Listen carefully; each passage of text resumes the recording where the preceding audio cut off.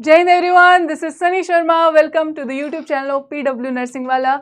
आप लोगों के लिए एक बड़ी अपडेट है एम्स CRE को लेकर। एम्स CRE का नोटिफिकेशन आप लोगों का जारी कर दिया गया है और इसमें क्या चीज़ें हैं, नर्सिंग ऑफिसर को लेकर क्या चीज़ें हैं, eligibility criteria, age criteria, educational qualification, experience, exam pattern, सब कुछ हम इस वीडियो में डिस्कस करने वाले हैं।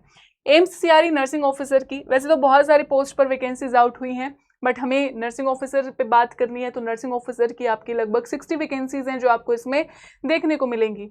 सबसे पहले हम इसमें इंपॉर्टेंट डेट्स की अगर बात करें तो भाई यहाँ पर ऑनलाइन रजिस्ट्रेशन आपकी जो है 13 जून 2026 से स्टार्ट होकर 3 जुलाई 2026 तक रहने वाली है। ठीक है, NOC अगर किसी को सबमिट करना है तो 8 जुलाई 2026 इसकी जो है डेट रहने वाली है। उसके बाद आपका एक्सेप्टेंस फॉर्म स्टेटस आपका एक्सेप्ट हुआ है या फिर रिजेक्ट हुआ है, ये आपको 11 जुलाई 2026 को पता चलेगा। एडमिट कार्ड आपके 3-4 दिन पहले रिलीज किए जाते हैं, वो आपको पता चल जाएगा। एग्जाम की जो डेट रहने वाली है 25 से 27 जुलाई 2026 एग्जाम आपका इस डेट को रहने वाला है। स्किल टेस्ट की जो डेट है वो बाद में नोटिफाई की जाएगी, बट आप लोगों का स्किल टेस्ट इसमें नहीं होता है। इसके बाद अगर हम बात करें नेक्स्ट एलिजिबिलिटी क्राइटेरिया की, अगर हम इसमें बात करते हैं, सबसे पहले आपका जो एज रिलैक्सेशन, एज यहाँ पर गिवन है, तो इसमें रिलैक्सेशन आप लोगों को मिलेगा। SC/ST कैटेगरी को 5 इयर्स, OBC कैटेगरी को 3 इयर्स, PWBD कैटेगरी को 10 इयर्स एज रिलैक्सेशन मिलने वाला है। एक्स सर्विसमैन को जो उसकी मिलिट्री सर्विस की लेंथ रही है प्लस 3 इयर्स का रिलैक्सेशन यहाँ पर मिलेगा। सेंट्रल गवर्नमेंट के जो आपकी सिविलियन एम्प्लॉयज उनको 5 इयर्स का मिलेगा। ठीक है, और जो ग्रुप बी पोस्ट के लिए 5 इयर्स का मिलेगा। ग्रुप C पोस्ट के लिए आपको up to 40 years of age यहाँ पर रखी गई है, और उसमें भी अगर OBC के एम्प्लॉयज हैं तो 43 इयर्स ऑफ एज जो है लिमिट रखी गई है। उसके बाद जो आपके SC/ST कैटेगरी के हैं उनकी 45 इयर्स ऑफ एज यहाँ पर रखी गई है। ऑल राइट, इसके बाद हम चलते हैं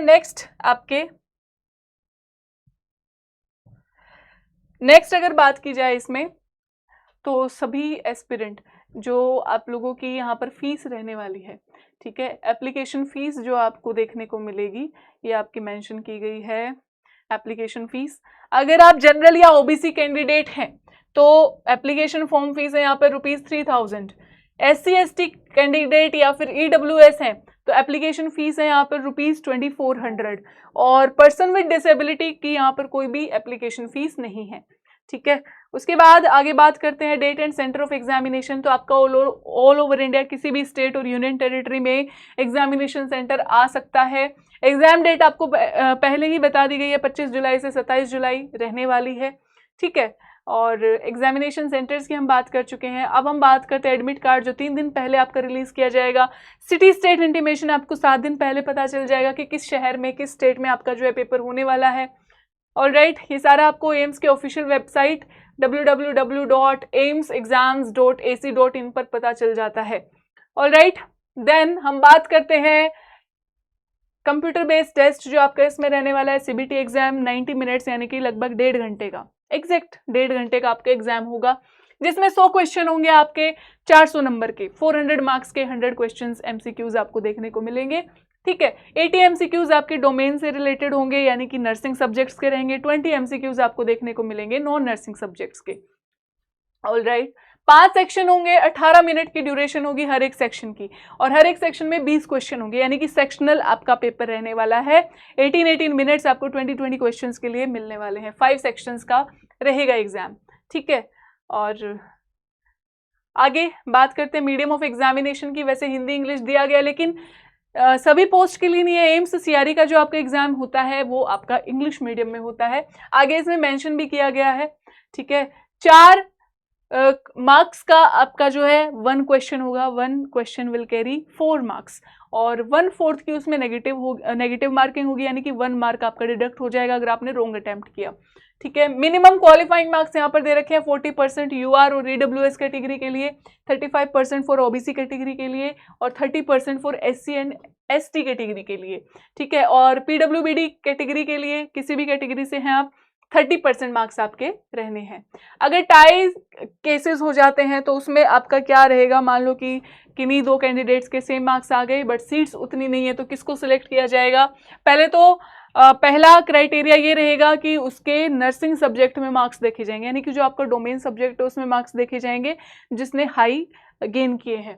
सेकंड क्राइटेरिया है, अगर इससे भी सॉल्यूशन नहीं मिलता है तो ये देखा जाएगा किसने सबसे कम नेगेटिव मार्किंग की है।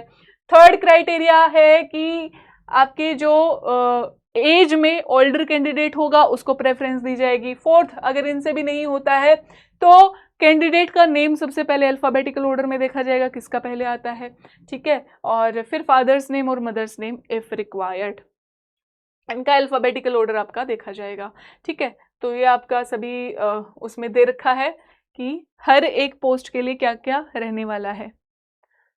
ऑल राइट, चलिए आगे इसमें देखते हैं।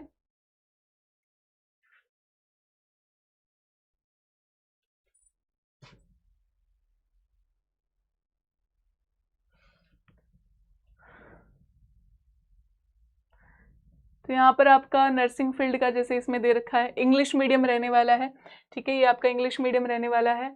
और यही इसमें जो है मेन बात थी जो आप लोगों को बतानी थी। आगे आगे चलते हैं नेक्स्ट पार्ट पे। नेक्स्ट है आपका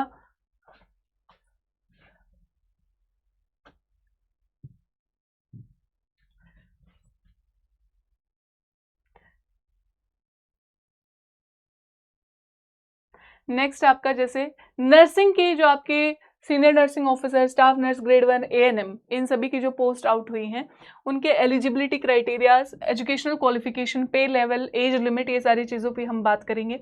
एड्स एडुकेटर कम काउंसलर, ये भी आपका एम्स न्यू दिल्ली के द्वारा पोस्ट आउट हुई हैं जिसमें एज लिमिट आपकी 30 ईयर्स है, पे लेवल 7 है।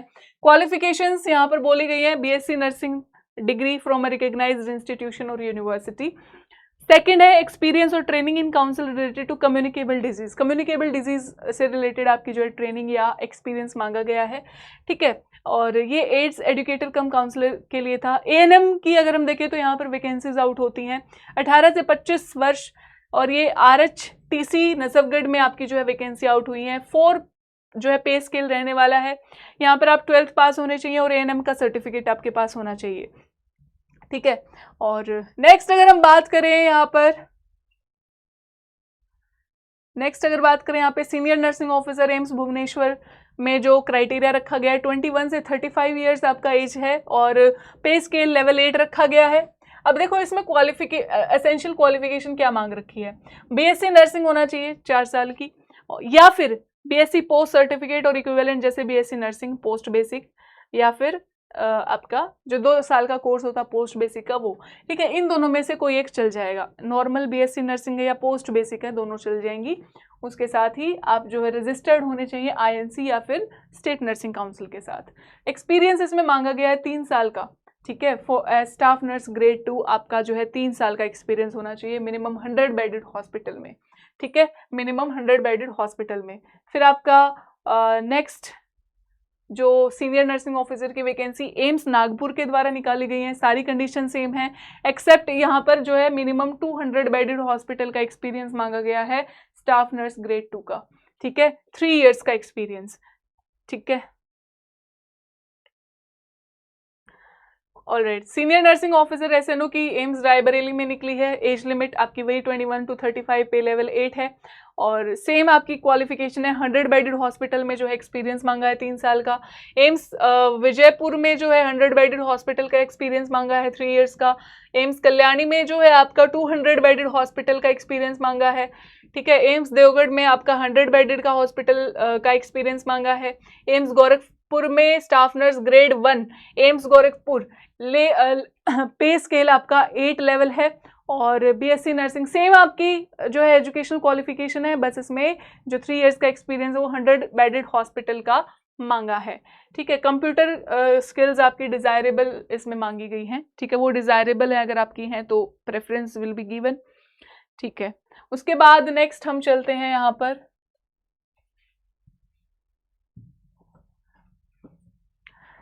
बात करते हैं आपके नंबर ऑफ पोस्ट की। तो देखिए यहाँ पर आपके नर्सिंग की जो नंबर ऑफ पोस्ट है लगभग 60 के अराउंड आपको देखने को मिलेंगी। एड्स एडुकेटर कम काउंसलर की जो पोस्ट है टोटल 1 आपको देखने को मिलेंगी। एएनएम की 2 पोस्ट हैं और सीनियर नर्सिंग ऑफिसर की 3 पोस्ट हैं। Senior nursing officer female AIIMS Nagpur की टोटल 2 पोस्ट हैं और यहाँ पर पीडब्ल्यूबीडी की 2 पोस्ट और हैं। ठीक है, ये सारा पोस्ट का डिस्ट्रीब्यूशन आप देख सकते हैं, मेल का अलग फीमेल का अलग, जिस तरीके से डिस्ट्रीब्यूट किया गया है। कंपटीशन काफ़ी टफ होने वाला है क्योंकि बहुत कम वैकेंसीज आपकी जो है इसमें निकाली गई हैं।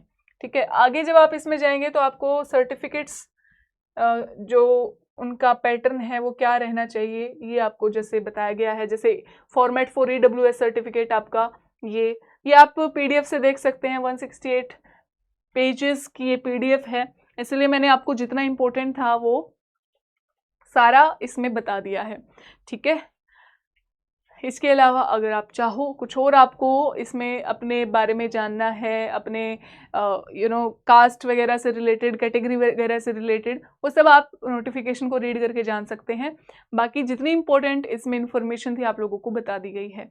ठीक है, तो इससे रिलेटेड कोई भी और अपडेट आएगी आप लोगों को इन्फॉर्म किया जाएगा। और जुड़े रहिए हमारे साथ PW नर्सिंग वाला के YouTube चैनल के साथ अपनी प्रिपरेशन के लिए भी और इसी तरीके के नोटिफिकेशंस के लिए भी। मिलते हैं, तब तक के लिए बाय बाय, टेक केयर, जय हिंद।